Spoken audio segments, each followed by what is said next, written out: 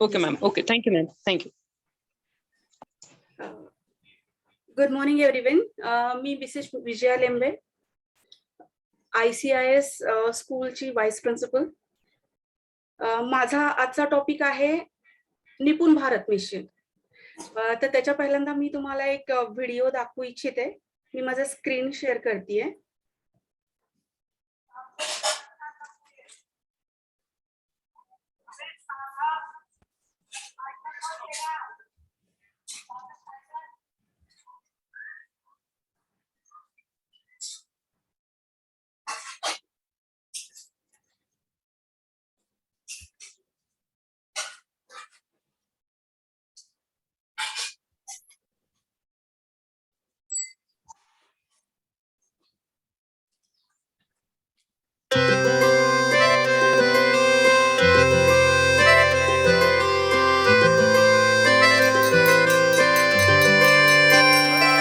ना अटकेंगे ना भटकेंगे, पढ़ने लिखने में हम तेज रहेंगे। हल होंगे सवाल अब भाषा गणित के, रास्ते बिल्कुल आसान लगेंगे। क ख गया हो ABC, सीखने का एक जुनून रहेगा। होगी ये भारत की सदी, शिक्षा से ना कोई दूर रहेगा। अब हर बच्चा पूर्ण बनेगा, अपना भारत देश बढ़ेगा। अब हर बच्चा पूर्ण बनेगा, अपना भारत देश बढ़ेगा। पढ़ा लिखा भारत में पूर्ण नया भारत, पढ़ा लिखा भारत नूतन निपुण भारत, शिक्षित परिपूर्ण भारत, नूतन निपुण भारत, विद्या संपन्न इंडिया, निपुण सप्तमय इंडिया। निपुण भारत का सपना, सब बच्चे समझे भाषा और गणना।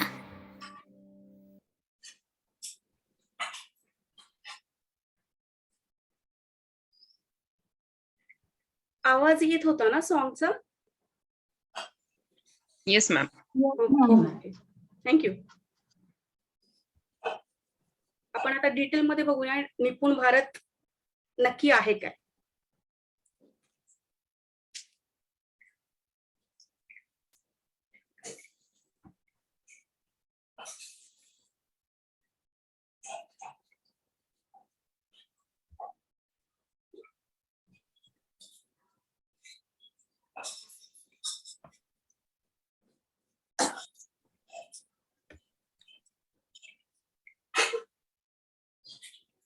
देशातील प्रत्येक मुलाने पायाभूत भाषिक साक्षरता व संख्याज्ञान प्राप्त करावे या उद्देशाने दिनांक 5 जुलै 2021 रोजी निपुण भारत मिशन चे उद्घाटन करण्यात आले. आता ह्या निपुण भारत मध्ये नक्की काय इन्क्लूड आहे ते हे आपल्याला समजलं पाहिजे. निपुण हा शब्दच आपल्याला सांगतो की सर्वांगीण विकास. आता निपुण भारत जे आहे तर त्याचा पहिल्यांदा आपण फुल फॉर्म बघूया की निपुण म्हणजे काय आहे. National initiative for proficiency in reading with understanding and numeracy. Understanding, reading with understanding याचा जो मीनिंग आहे मराठीमध्ये तो आहे भाषिक साक्षरता, आणि न्यूमरसी म्हणजे संख्याज्ञान प्राप्ती. तर आपल्या मुलांना रीडिंग विथ अंडरस्टँडिंग आणि न्यूमरसी मध्ये निपुण बनवायचं. A national mission on foundation literacy and numeracy, that is FLN. निपुण भारत का सपना है सब बच्चे समझे भाषा और गणना. वेळेची कमी असल्यामुळे मी हे थोडंसं फास्ट मध्ये घेणार आहे. जे काही त्याचा मतितार्थ आहे तेवढा आपण जाणण्याचा प्रयत्न करूया. तर हा जो मिशन आहे निपुण भारत, तर त्याच्यामध्ये आपल्या मुलांना आपण रीडिंग विथ अंडरस्टँडिंग याच्यामध्ये पहिल्यांदा आपण मदत करणार आहोत. त्याच्यानंतर मुलांना जे संख्या ज्ञान आहे त्याच्यामध्ये सुद्धा ते नंबर्स ओळखता आले पाहिजेत त्यांना. त्याच्यानंतर मेजरमेंट करता आले पाहिजेत. कुठले कुठले शेप्स वेगवेगळ्या प्रकारचे आहेत तर तेही मुलांना समजता आले पाहिजेत. हे सगळं बेसिक जे आहे रिलेटेड टू संख्या ज्ञान तेही आपल्याला मुलांना शिकवायचं आहे. त्याच्यानंतर जेव्हा आपण हे शिकवणार आहोत तर त्याच्यामध्ये आपल्याला प्लेवे मेथड यूज करायची आहे आणि ऍक्टिव्हिटी बेस्ड मेथड यूज करायची आहे. कारण आपल्याला माहिती आहे की ही जी मुलं आहेत ही मुलं खूप छोटी असतात. आपण जर त्यांना लेक्चर पद्धतीने शिकवलं तर ते त्यांना पटकन समजत नाही. मग त्यासाठी जर आपण प्लेवे मेथड आणि ऍक्टिव्हिटी बेस्ड लर्निंग यूज केलं आपल्या क्लासमध्ये तर त्या मुलांचं अंडरस्टँड करण्याची जी लेवल आहे किंवा त्यांना ते पटकन अंडरस्टँड होऊ शकतं. त्याच्यानंतर आपण मुलांना त्यांच्या मातृभाषेमध्ये शिकवणार आहोत. आजचा जो वेबिनार मराठीमध्ये घेण्याचा उद्देश हाच आहे की आपण पुढच्या काळामध्ये मराठीचाच यूज करणार आहोत. त्याच्यानंतर आपली जी टीचिंग मेथडॉलॉजी असणार आहे त्याच्यामध्ये पर्टिक्युलर टीचरला त्या विषयाचं ज्ञान असणं खूप महत्वाचं आहे. म्हणजे आपण मुलांना क्वालिटी एज्युकेशन द्यायचं आहे. त्याच्यासाठी टीचर जे आहेत त्या टीचर्सला सुद्धा ट्रेनिंग दिलं जाणार आहेत. अकॅडमिक रिसोर्स पर्सन्स आहेत ते सुद्धा टीचर्सना मदत करणार आहेत. अशा पद्धतीने टीचर्सचा पण सर्वांगीण विकास करायचा आहे ताकी टीचर्सला जर माहिती असेल शिक्षकांना माहिती असेल की आपल्याला मुलांना काय द्यायचंय तर ते व्यवस्थित मुलांपर्यंत पोहोचलं जाईल. त्याच्यानंतर आपल्याला जे काही आपण मुलांना शिकवतोय ते मुलांना कितपत समजतंय तर त्याच्यासाठी आपल्याला त्यांची असेसमेंट करायची आणि रेग्युलर बेसिसवरती मुलांना असेस करायचं. तर ते असेस करताना आपण मुलांना शिकवताना क्वेश्चन्स विचारू शकतो. त्याच्यानंतर एखादी स्टोरी सांगायला लावू शकतो किंवा एखादा वर्ड दिला तर त्याच्यावरती त्यांना वाक्य बनवायला लावू शकतो.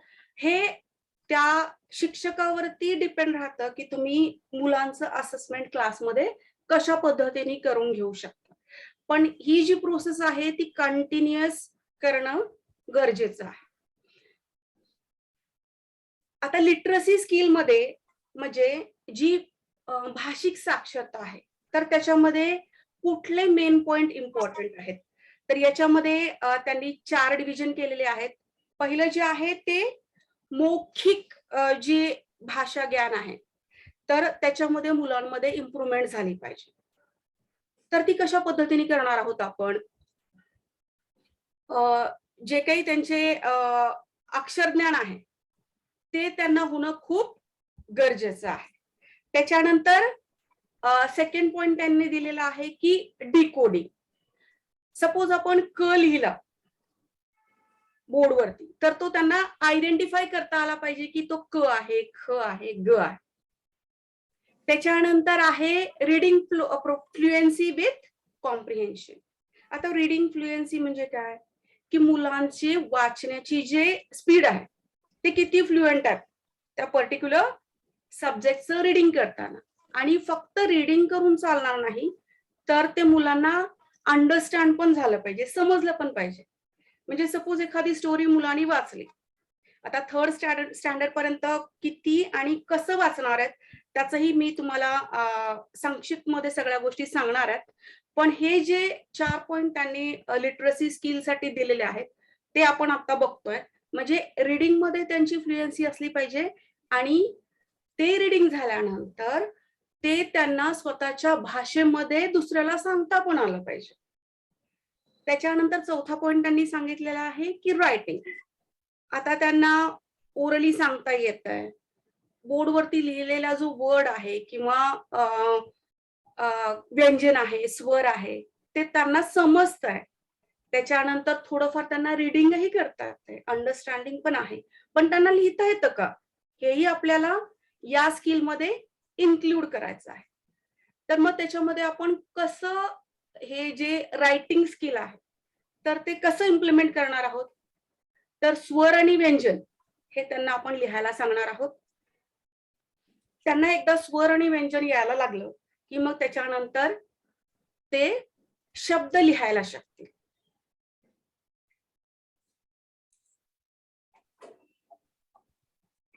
पुढे जे आहे ते आहे की जी गणना आहे किंवा संख्याज्ञान प्राप्ती ती मुलं कशा पद्धतीने करणार आहेत, तर याच्याही त्यांनी 4 पॉइंट मध्ये डिव्हिजन केलेलं आहे. प्री नंबर कन्सेप्ट आहे, नंतर आहे numbers and operations on numbers, shapes and special understanding and measurement. आता प्री नंबर कन्सेप्ट मध्ये त्यांनी काय केलेलं आहे की त्यांना काउंटिंग आलं पाहिजे आणि जी न्यूमेरिकल सिस्टम आहे त्याचं ज्ञान त्यांना आलं पाहिजे. नंतर जे नंबर्स त्यांना येत आहेत, जे अंक त्यांना येत आहेत, त्या अंकांवरती त्यांना ऍडिशन करता येते का, सबट्रॅक्शन करता येते का, ह्या सगळ्या गोष्टी सुद्धा त्यांनी त्याच्यामध्ये इन्क्लूड केलेल्या आहेत. त्याच्यानंतर शेप्स अँड स्पेशल अंडरस्टँडिंग, याच्यामध्ये सुद्धा मुलांना जे शेप आहेत ते आयडेंटिफाय करता आले पाहिजेत. आणि नेक्स्ट पॉइंट त्यांनी दिलेला आहे की मेजरमेंट, तोही त्याच्यामध्ये त्यांनी इन्क्लूड केलेला आहे. आणि बेसिक ऑपरेशन्स पण सांगितलेले आहेत, त्याच्यामध्ये आहे ऍडिशन, सबट्रॅक्शन, मल्टिप्लिकेशन, डिव्हिजन, आणि ते फक्त 3 डिजिट नंबर पर्यंतच त्यांनी सांगितलेलं आहे. नंतर त्यांनी भर दिलेला आहे जो कॉम्पिटन्सी बेस्ड लर्निंग आहे त्याच्यावरती. नेक्स्ट याच्यातला जो मेन पॉइंट आहे तो आपण बघूया की हे जे गोल आहेत, हे जे निपुण भारत आहे, तर त्याचे त्यांनी उद्दिष्ट दिलेली आहेत की आपल्याला याच्यातनं मुलांकडनं काय अपेक्षित आहे. तर पहिलं जे उद्दिष्ट आहे ते आहे मुलांची जी शारीरिक क्षमता आहे ती मेंटेन करता आली पाहिजे.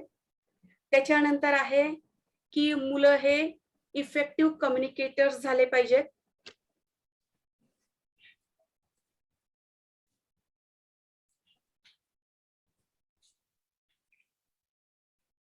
आणि जे काही टीचर शिकवत आहेत त्याच्यामध्ये मुलांची इन्व्हॉल्वमेंट होणं खूप गरजेचं आहे.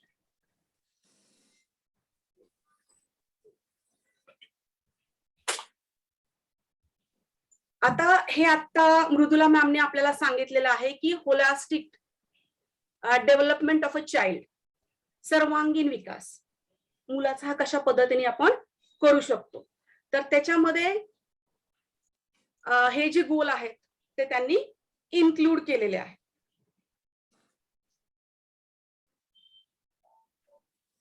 आता आपल्याला हेही माहिती आहे की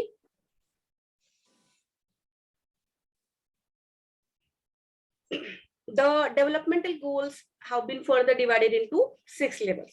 जी डेव्हलपमेंट मुलाची होते, जी मुलं आहेत 3 वर्षाची असतात त्यावेळेस आपण त्यांना नर्सरीमध्ये घालतो.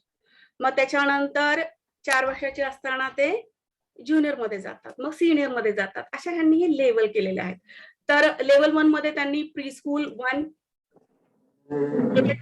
स्कूल 2, लेवल 3 मध्ये प्री स्कूल आणि बालवाटिका 3, आणि मग त्याच्यानंतर लेवल 4, लेवल 5, लेवल 6. हे जे निपुण भारत आहे ते स्टँडर्ड 3rd पर्यंत त्यांनी त्यांची उद्दिष्ट ठेवलेली आहेत की मुलांचं जे भाषिक साक्षरता आहे आणि संख्याज्ञान आहे, हे जे फाउंडेशन आहे ते मुलांचं व्यवस्थित स्टँडर्ड 3rd पर्यंत क्लिअर झालं पाहिजे. आता कशा पद्धतीने करणार आहोत आपण हे, तर बालवाटिकेमध्ये मुलांना काय काय आलं पाहिजे. जेव्हा ही मुलं नर्सरी, ज्युनियर आणि सिनियर मध्ये असतात तर त्यांचा कशा पद्धतीने विकास झाला पाहिजे, त्यांची भाषिक साक्षरता कशी झाली पाहिजे, त्याच्यानंतर त्यांची संख्याज्ञान प्राप्ती कशी झाली पाहिजे. तर त्यांनी हे सांगितलेलं आहे की जे लेटर्स आहेत, स्वर, व्यंजन, हे मुलांना आले पाहिजेत, अल्फाबेट आले पाहिजे. त्याच्यानंतर बालवाटिकेबद्दल बोलतोय आपण, मुलांना 2 लेटर वर्ड्स आले पाहिजेत, 3 लेटर वर्ड्स आले पाहिजेत. हे एक भाषेबद्दल झालं. भाषेमध्ये इंग्लिश भाषा येईल, त्याच्यानंतर हिंदी येईल आणि मराठी येईल. नेक्स्ट जो पॉइंट आहे आपला तो आहे संख्या ज्ञान प्राप्ती. तर बालवाटिकेमध्ये मुलांना कुठपर्यंत आलं पाहिजे? मुलांना 1 to 10 पर्यंत नंबर्स जे आहेत ते रेकॉग्नाइज करता आले पाहिजे, समजले पाहिजे आणि लिहिता आले पाहिजे. नंतर शेप्स पुन्हा त्यांना समजले पाहिजेत. नंतर नेक्स्ट स्टेप जी आहे ती आहे ग्रेड फर्स्ट. जेव्हा ते पहिलीमध्ये येणार आहेत तेव्हा पहिलीमध्ये आल्यानंतर त्यांना कुठल्या पद्धतीचं ज्ञान आपण देणार आहोत. तर पहिलीमध्ये आल्यानंतर मुलांना छोटे वाक्य हे वाचता आले पाहिजेत. त्याच्यानंतर गणिताच्या ज्ञानामध्ये त्यांना 1 ते 99 पर्यंतचे वर्ड लिहिता आणि वाचता आले पाहिजेत आणि त्याच्याशी रिलेटेड त्यांना वजाबाकी आणि ऍडिशन हे आलं पाहिजे. त्याच्यानंतर ग्रेड सेकंड मध्ये हे स्टेप वाईज चाललंय सगळं, की म्हणजे बालवाटिकेमध्ये मुलांना कुठपर्यंत आलं पाहिजे. त्याच्यानंतर जेव्हा ते पहिलीत जाणार आहेत तेव्हा मुलांचा प्रोग्रेस कसा झाला पाहिजे. आपण हे नाही करणार आहे की ग्रेड पहिलीमध्ये आल्यानंतर आपण त्यांना ह्या सगळ्या गोष्टी बालवाटिकेमधल्या शिकवणार आहोत, नाही. तर हे स्टेप वाईज मुलांचा प्रोग्रेस झाला पाहिजे. नंतर दुसरीमध्ये आल्यानंतर मुलांना काय आलं पाहिजे? मुलांना रीड करता आलं पाहिजे. किती रीड करता आलं पाहिजे? 45 to 60 वर्ड्स पर मिनिट. 45 ते 60 वर्ड एका मिनिटामध्ये मुलांना वाचता आले पाहिजे. त्याच्यानंतर संख्या ज्ञानामध्ये काय त्यांनी सांगितलेलं आहे की मुलांना 1 ते 999 पर्यंतचे जे नंबर आहेत ते लिहिता आले पाहिजेत आणि वाचता आले पाहिजे. त्याच्यानंतर जी वजाबाकी आहे ती वजाबाकी 99 नंबर पर्यंत मुलांना करता आली पाहिजे. नेक्स्ट जी आहे, जेव्हा ती मुलं तिसरीमध्ये जाणार आहे तर तिसरीमध्ये गेल्यानंतर मुलांना काय आलं पाहिजे? रीडिंग आलं पाहिजे. किती जे शब्द आहेत ते किती रीड केले पाहिजेत? एका मिनिटामध्ये 60 वर्ड मुलांना रीड करता आले पाहिजे. त्याच्यानंतर गणितामध्ये त्यांचा प्रोग्रेस कसा होणार आहे की त्यांना लिहिता आणि वाचता कुठले नंबर आले पाहिजे? तर 1 ते 9999 पर्यंतचे जे वर्ड जे नंबर आहेत ते त्यांना लिहिता पण आले पाहिजेत आणि वाचता पण आले पाहिजेत. हे झालं संख्या ज्ञानाबाबतीत. त्याच्यानंतर त्यांना मल्टिप्लिकेशन आलं पाहिजे, म्हणजे गुणाकार आला पाहिजे. सिंपल पद्धतीने त्यांना कॅरीवाले नाही, विदाऊट कॅरीवाले जे मल्टिप्लिकेशन आहे, गुणाकार आहे, तो तिसरीमध्ये गेल्यानंतर त्या मुलाला आला पाहिजे. तर ह्या सगळ्या स्टेजेस ज्या आहेत अशा पद्धतीने जो शिक्षक आहे ते शिक्षकांनी आपल्या डोक्यामध्ये हे सगळे आपले उद्दिष्ट लक्षात ठेवले पाहिजे. जेव्हा बालवाटिकेमधनं मुलगा किंवा मुलगी पहिलीमध्ये येणार आहे तेव्हा आपल्याला त्यांना किती येत आहे हेही पहिले 3 महिने चेक करायचे.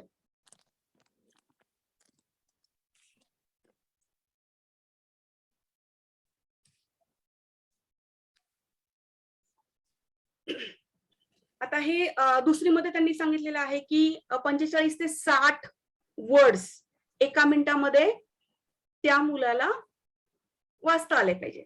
त्याच्यानंतर क्लास 3 मध्ये 60 शब्द त्या मुलांना वाचता आले पाहिजेत. आता इथे एक क्वेश्चन विचारला गेलेला आहे की can your child read and understand simple sentence like बगीचे में एक पेड़ है. म्हणजे जेव्हा मुलगा किंवा मुलगी 3री पर्यंत येणार आहे तोपर्यंत मुलाला हे सिंपल सेंटेन्स जे आहे ते व्यवस्थित रीड करता आले पाहिजे. आता आपण कसं समजणार की बालवाटिकेमधला जो मुलगा किंवा मुलगी आहे ती पहिलीला रेडी आहे किंवा नाही. तर त्याच्यासाठी एनसीईआरटीने सांगितलेलं आहे की 3 महिने सुरुवातीला आपण काय करणार आहोत, प्लेवे मेथडनी त्यांचं प्रिपरेशन करून घेणार आहोत आणि मग चेक करणार की त्या मुलाला भाषिक साक्षरता किती आहे आणि संख्या ज्ञान किती आहे. मग त्याच्या बेसिसवरती आपण मुलांना वर्कशीट देणार आहोत आणि त्यांचं असेसमेंट होणार आहे. आता मृदुला मॅडमनी हे आपल्याला ऑलरेडी सांगितलेलंच होतं की स्कूल बेस्ड असेसमेंट असणारे आणि लार्ज स्केल स्टँडर्डाइज असेसमेंट असणार आहेत मुलांच्या. होलिस्टिक प्रोग्रेस बद्दल सुद्धा मृदुला मॅडमनी छान सांगितलेलं आहे की रिपोर्ट कार्ड कशा पद्धतीने बनवलं जाणार आहे. तर त्याच्याबद्दल मी चर्चा करत नाहीये. निपुण भारत जे आहे तर याच्यामध्ये आपल्याला टीचरांना पण निपुण करायचं आहे. टीचरांना पण कशा पद्धतीने शिकवायचं त्याचं ट्रेनिंग हे सीबीएसई तर्फे दिलं जाणार आहे.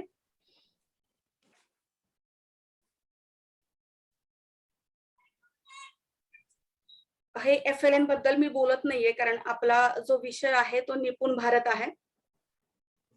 आता याच्यामध्ये आपल्याला एनसीईआरटी सुद्धा जे आपलं मिशन आहे निपुण भारतचं त्याच्यामध्ये सहकार्य करणार आहे. त्याच्यानंतर प्रत्येकाचे रोल ठरलेले आहेत. SCERT ते सुद्धा आपल्याला त्याच्यामध्ये मदत करणार आहे. सगळ्यांचा रोल याच्यामध्ये इम्पॉर्टंट आहे. त्याच्यानंतर CBSE, KVs हे सगळे निपुण भारतचा एक पार्ट आहेत आणि सगळ्यांनी मिळून हा निपुण भारत जो प्रोग्राम आहे तो आपल्याला सक्सेसफुल बनवायचा आहे. याच्यामध्ये आपण पॅरेंट्सचं पण पार्टिसिपेशन घेणार आहोत. कम्युनिटी इन्व्हॉल्वमेंट पण आहे याच्यामध्ये. लोकल बॉडीज पण या निपुण भारतचा पार्ट असणार आहेत. Role of NGOs and volunteers ते सुद्धा याचा पार्ट आहेत. सगळे मिळून आपल्याला आपल्या मुलांना मुलांची जी भाषिक साक्षरता आहे आणि संख्या ज्ञान आहे यांचं जे फाउंडेशन आहे ते पक्क करायचं आहे. Thanks a lot. मला असं वाटतं की आपल्याला निपुण भारतचा बेसिक जे नॉलेज आहे ते मी देण्याचा माझ्या परीने प्रयत्न केलेला आहे. तर आपल्याला काही क्वेरीज असतील तर पुढचं सेशन झाल्यानंतर याच्या बाबतीतल्या क्वेरीज घेतल्या जातील. Thank you. Thanks a lot. Jayashree madam, over to you. Yes, ma'am. Yes, ma'am. Good afternoon, everyone. My name is Jayashri Kadam, and I am teaching in RMD Singhgarh Springdale School. I'm basically a non-Maharashtrian, but trying to give my webinar in Marathi for the first time. So I'll try my level best. With this, I'll share my screen. Just a moment, ma'am. I'm making you host. Yes, yes, yes. Thank you. Now you are host now. Yeah. Good morning, ma'am. Yes. Just a second. Ma'am, teachers are in waiting room. I'm getting message that they are in waiting room, and please add me. Jayashri ma'am, please add. Yes, ma'am.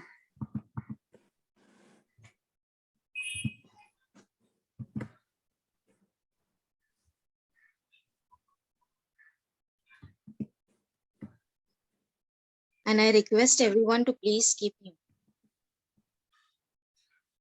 I'm not able to see where are the participants. Yeah, I got it. Admit all.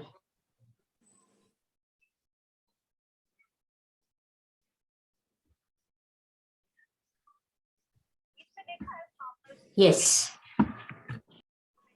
Is my PPT visible to everyone? Yes, Somebody Jayashri ma'am. confirm, please. Yes, yes. Thank you so much. All right. माझे नाव जयश्री कदम आहे आणि मी सिंहगड स्कूलमध्ये maths teacher आहे. So basically माझा जो विषय आहे आज तो आहे व्होकेशनल एज्युकेशन, म्हणजेच व्यावसायिक शिक्षण. घेऊन येते, तुम्ही बोला तोपर्यंत. गरज काय आहे? बेसिकली व्होकेशनल एज्युकेशन हा आपल्या शिक्षण पद्धतीत आधीपासून आहे, पण आता नेमकी अजून काय गरज आहे की आपण त्याला चेंज करणार आहोत. तर महत्वाचं म्हणजे हे जे 5 इयर प्लॅन असतात 2012-17 मध्ये असं बघितलेलं आहे की 5%, फक्त 5% जे आपले इंडियन विद्यार्थी आहे किंवा यंग युथ आहे, तर फक्त 5% मुलांना हे व्होकेशनल एज्युकेशनची माहिती आहे. फॉर्मल एज्युकेशन म्हणजे बेसिक माहिती आहे. पण जर आपण बाहेर देशात बघितलं, अमेरिकामध्ये 52% आहे, जर्मनीमध्ये 75% आहे आणि साऊथ कोरियामध्ये तर 96% आहे.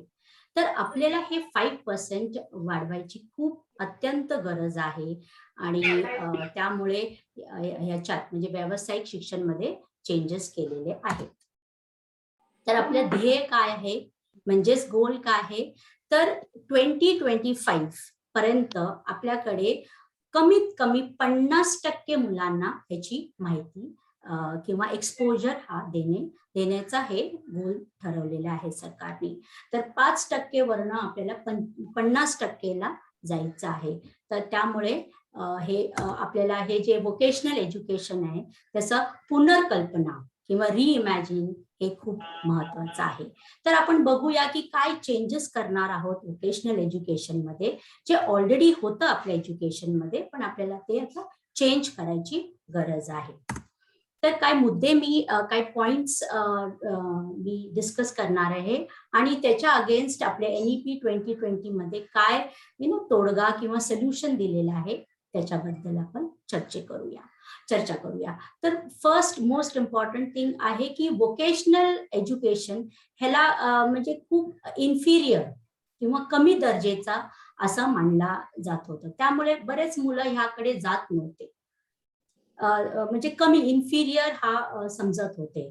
तर त्यामुळे आता NEP 2020 मध्ये एकीकरण करणार आहे, म्हणजे व्यावसायिक एज्युकेशन आणि आपला जो मुख्य एज्युकेशन आहे, मेन स्ट्रीम एज्युकेशन आहे, त्याचा इंटिग्रेशन करणार आहे, एकीकरण करणार आहे. म्हणजे बदलाव नसणार आहे की हे व्होकेशनल एज्युकेशन आहे किंवा हे मेन स्ट्रीम एज्युकेशन आहे. तर एक म्हणून आपण एक स्कूल एज्युकेशन किंवा कॉलेज एज्युकेशन म्हणून ते इम्प्लिमेंट करणार आहे. तर त्याच्यामध्ये प्रत्येक मुलाला एक तरी व्यवसाय म्हणजे एज्युकेशन, बेसिक एज्युकेशन माहिती पाहिजे एक तरी, आणि बरेच वेगवेगळ्या व्यवसायाची त्यांना माहिती दिली जाणार आहे. तर हे कशासाठी, तर श्रम प्रतिष्ठा, that is dignity of labour, हे जपणं खूप महत्वाचं आहे. कुठलंही काम असू दे, छोटा मोठा, त्याच्यात भेदभाव नसायला पाहिजे आणि त्याच्यासाठी एक डिग्निफाईड लाईफ जगणं हे फार महत्वाचं आहे. आणि त्याचबरोबर जे भारतीय कला व कारिगिरी आहे त्याची माहिती पण मुलांना देता यायला पाहिजे, माहिती पाहिजे, आणि ते कसं करावं हे पण त्याचीही माहिती आपण कॉलेजमध्ये किंवा शाळेमध्ये देणार आहोत. तर एकीकरण हे फार महत्वाचं आहे. व्होकेशनल आणि मेन स्ट्रीम हे एक होऊन आपण शाळा किंवा कॉलेजमध्ये इम्प्लिमेंट करणार आहोत.